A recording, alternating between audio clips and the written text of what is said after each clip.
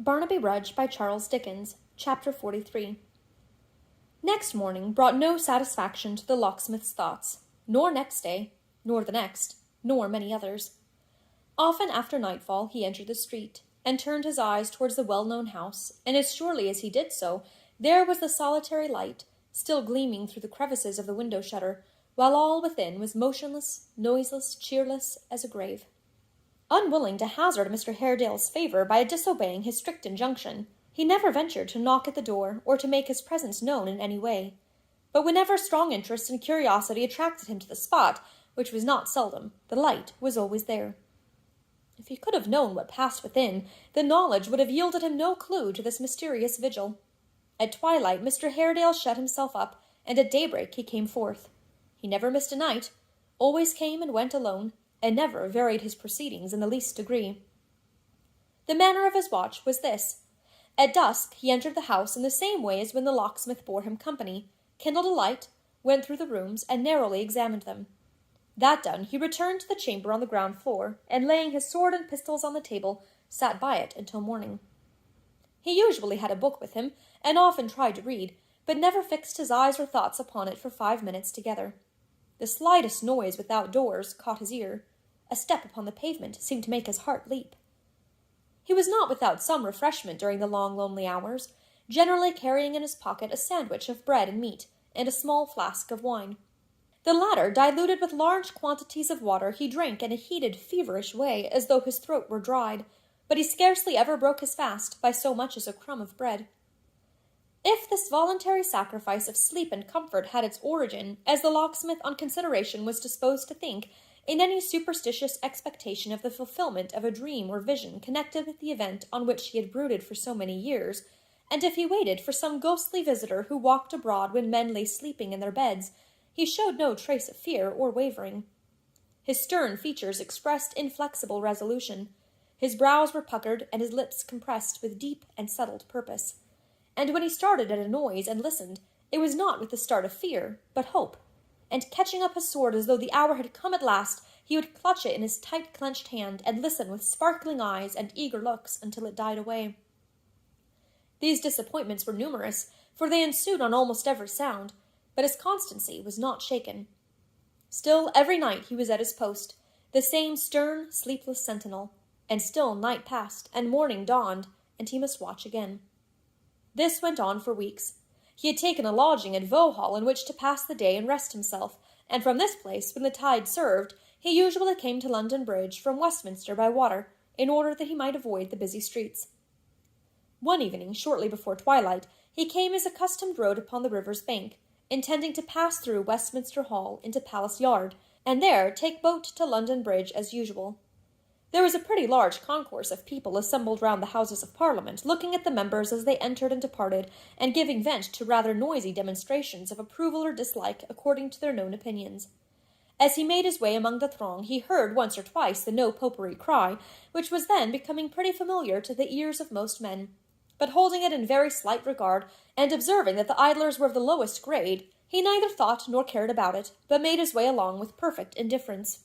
There were many little knots and groups of persons in Westminster Hall, some few looking upward at its noble ceiling, and at the rays of evening light, tinted by the setting sun, which streamed in aslant through its small windows, and growing dimmer by degrees, were quenched in the gathering gloom below.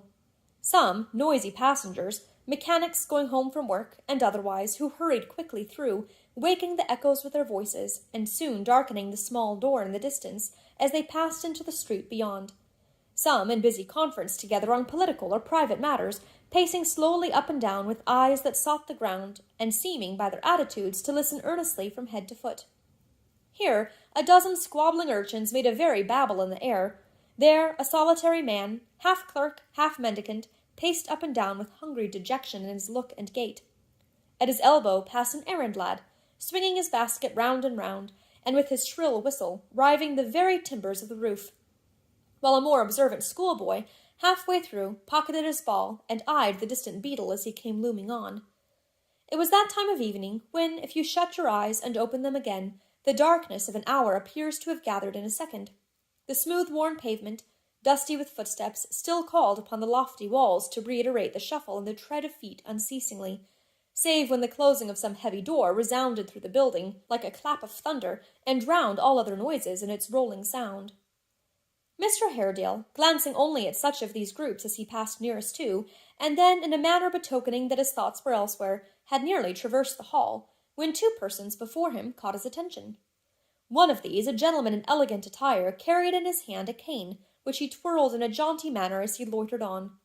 The other, an obsequious, crouching, fawning figure, listened to what he said, at times throwing in a humble word himself, and with his shoulders shrugged up to his ears, rubbed his hands submissively, or answered at intervals by an inclination of the head, halfway between a nod of acquiescence and a bow of most profound respect. In the abstract, there was nothing very remarkable in this pair, for servility waiting on a handsome suit of clothes and a cane, not to speak of gold and silver sticks, or wands of office, is common enough. But there was that about the well-dressed man, yes, and about the other likewise, which struck Mr. Haredale with no pleasant feeling.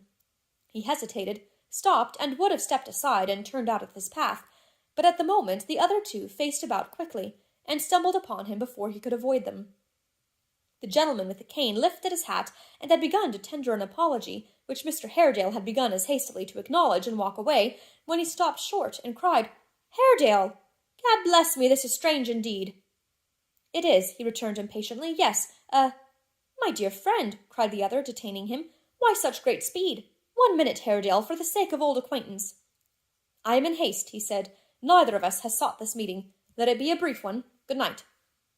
"Fie, fie," replied Sir John, for it was he. "How very churlish! We were speaking of you. Your name was on my lips. Perhaps you heard me mention it. No? I am sorry for that. I am really sorry. You know our friend here, Haredale. This is really a most remarkable meeting." The friend, plainly very ill at ease, had made bold to press Sir John's arm, and to give him other significant hints that he was desirous of avoiding this introduction. As it did not suit Sir John's purpose, however, that it should be evaded, he appeared quite unconscious of these silent remonstrances, and inclined his hand towards them as he spoke, to call attention to him more particularly. The friend, therefore, had nothing for it but to muster up the pleasantest smile he could, and to make a conciliatory bow, as Mr. Haredale turned his eyes upon him. Seeing that he was recognized, he put out his hand in an awkward and embarrassed manner, which was not mended by its contemptuous rejection. "Mr. Gashford," said Haredale coldly, "it is as I have heard, then. You've left the darkness for the light, sir, and hate those whose opinions you formerly held, with all the bitterness of a renegade. You are an honour, sir, to any cause. I wish the one you espouse at present much joy of the acquisition it has made." The secretary rubbed his hands and bowed, as though he would disarm his adversary by humbling himself before him. Sir John Chester again exclaimed, with an air of great gaiety, "Now really this is a most remarkable meeting," and took a pinch of snuff with his usual self-possession. "Mr. Haredale," said Gashford, stealthily raising his eyes, and letting them drop again when they met the other's steady gaze, "is too conscientious, too honourable, too manly, I am sure, to attach unworthy motives to an honest change of opinions, even though it implies a doubt of those he holds himself. Mr. Haredale is too just, too generous, too clear-sighted in his moral vision to—" "Yes, sir," he rejoined with a sarcastic smile, finding the secretary stopped. "You were saying—" Gashford meekly shrugged his shoulders, and looking on the ground again, was silent. "No, but let us really," interposed Sir John at this juncture, "let us really, for a moment, contemplate the very remarkable character of this meeting. Haredale, my dear friend, pardon me if I think you were not sufficiently impressed with its singularity. Here we stand, by no previous appointment or arrangement, 3 old schoolfellows in Westminster Hall, 3 old boarders in a remarkably dull and shady seminary at St. Omer's, where you, being Catholics and of necessity educated out of England, were brought up, and where I, being a promising young Protestant at that time, was sent to learn the French tongue from a native of Paris. Add to the singularity, Sir John, said Mr. Haredale, that some of you Protestants of promise are at this moment leagued in yonder building, to prevent our having the surpassing and unheard-of privilege of teaching our children to read and write, here, in this land, where thousands of us enter your service every year, and to preserve the freedom of which we die in bloody battles abroad in heaps, and that others of you, to the number of some thousands, as I learn, are led on to look on all men of my creed as wolves and beasts of prey by this man Gashford. Add to it, besides, the bare fact that this man lives in society, walks the streets in broad day. I was about to say holds up his head, but that he does not, and it will be strange, and very strange, I grant you. "Oh, you are hard upon our friend," replied Sir John with an engaging smile. "You are really very hard upon our friend." "Let him go on, Sir John," said Gashford, fumbling with his gloves. "Let him go on. I can make allowances, Sir John. I am honoured with your good opinion, and I can dispense with Mr. Haredale's. Mr. Haredale is a sufferer from the penal laws, and I can't expect his favour." "You have so much of my favour, sir," retorted Mr. Haredale with a bitter glance at the third party in their conversation, "that I am glad to see you in such good company. You are the essence of your great association in yourselves." "Now there you make a mistake," said Sir John in his most benignant way. "There, which is a most remarkable circumstance for a man of your punctuality and exactness, Haredale, you fall into error. I don't belong to the body. I have an immense respect for its members, but I don't belong to it, although I am, it is certainly true, the conscientious opponent of your being relieved. I feel it my duty to be so. It is a most unfortunate necessity, and costs me a bitter struggle. Will you try this box? If you don't object to a trifling infusion of a very chaste scent, you'll find its flavour exquisite." "I ask your pardon, Sir John," said Mr. Haredale, declining the proffer with a motion of his hand, "for having ranked you among the humble instruments who are obvious and in all men's sight. I should have done more justice to your genius. Men of your capacity plot in secret and safety, and leave exposed posts to the duller wits." "Don't apologize for the world," replied Sir John sweetly. "Old friends like you and I may be allowed some freedoms, or the deuce is in it." Gashford, who had been very restless all this time, but had not once looked up, now turned to Sir John, and ventured to mutter something to the effect that he must go, or my lord would perhaps be waiting. "Don't distress yourself, good sir," said Mr. Haredale. "I'll take my leave and put you at your ease," which he was about to do without ceremony, when he was stayed by a buzz and murmur at the upper end of the hall, and looking in that direction, saw Lord George Gordon coming in, with a crowd of people round him. There was a lurking look of triumph, though very differently expressed, in the faces of his two companions, which made it a natural impulse on Mr. Haredale's part not to give way before this leader, but to stand there while he passed. He drew himself up, and clasping his hands behind him, looked on with a proud and scornful aspect, while Lord George slowly advanced, for the press was great about him, towards the spot where they were standing. He had left the House of Commons but that moment, and had come straight down into the hall, bringing with him, as his custom was, intelligence of what had been said that night in reference to the Papists, and what petitions had been presented in their favour, and who had supported them, and when the bill was to be brought in, and when it would be advisable to present their own great Protestant petition. All this he told the persons about him in a loud voice, and with great abundance of ungainly gesture. Those who were nearest him made comments to each other, and vented threats and murmurings. Those who were outside the crowd cried, "Silence!" and "Stand back!" or closed in upon the rest, endeavouring to make a forcible exchange of places, and so they came driving on in a very disorderly and irregular way, as it is the manner of a crowd to do. When they were very near to where the secretary, Sir John, and Mr. Haredale stood, Lord George turned round, and making a few remarks of a sufficiently violent and incoherent kind, concluded with the usual sentiment, and called for 3 cheers to back it. While these were in the act of being given with great energy, he extricated himself from the press, and stepped up to Gashford's side. Both he and Sir John being well known to the populace, they fell back a little, and left the 4 standing together. "Mr. Haredale, Lord George," said Sir John Chester, seeing that the nobleman regarded him with an inquisitive look. "A Catholic gentleman, unfortunately, most unhappily a Catholic, but an esteemed acquaintance of mine, and once of Mr. Gashford's. My dear Haredale, this is Lord George Gordon." "I should have known that, had I been ignorant of his lordship's person," said Mr. Haredale. "I hope there is but one gentleman in England, who, addressing an ignorant and excited throng, would speak of a large body of his fellow subjects in such injurious language as I heard this moment. For shame, my lord, for shame." "I cannot talk to you, sir," replied Lord George in a loud voice, and waving his hand in a disturbed and agitated manner. "We have nothing in common." "We have much in common, many things, all that the Almighty gave us," said Mr. Haredale, "and common charity, not to say common sense and common decency, should teach you to refrain from these proceedings. If every one of those men had arms in their hands at this moment, as they have them in their heads, I would not leave this place without telling you that you disgrace your station." "I don't hear you, sir," he replied in the same manner as before. "I can't hear you. It is indifferent to me what you say. Don't retort, Gashford," for the secretary had made a show of wishing to do so. "I can hold no communion with the worshippers of idols." As he said this, he glanced at Sir John, who lifted his hands and eyebrows as if deploring the intemperate conduct of Mr. Haredale, and smiled in admiration of the crown and of their leader. "He retort!" cried Haredale. "Look you here, my lord, do you know this man?" Lord George replied by laying his hand upon the shoulder of his cringing secretary, and viewing him with a smile of confidence. "This man," said Mr. Haredale, eyeing him from top to toe, "who in his boyhood was a thief, and has been from that time to this a servile, false, and truckling knave.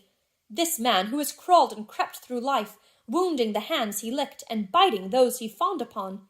This sycophant, who never knew what honor, truth, or courage meant, who robbed his benefactor's daughter of her virtue, and married her to break her heart, and did it with stripes and cruelty.